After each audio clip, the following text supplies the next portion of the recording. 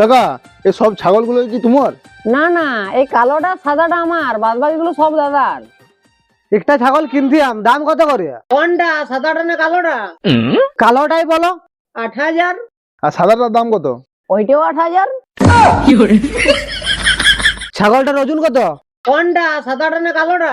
সাদাটাই বলো। 12 কেজি। আর কালোটা? ওইটাও 12 কেজি। ছাগলগুলোকে কি খাওয়াও? কোনটা, সাদাটা না কালোটা? সাদাটাই বলো। ঘাস।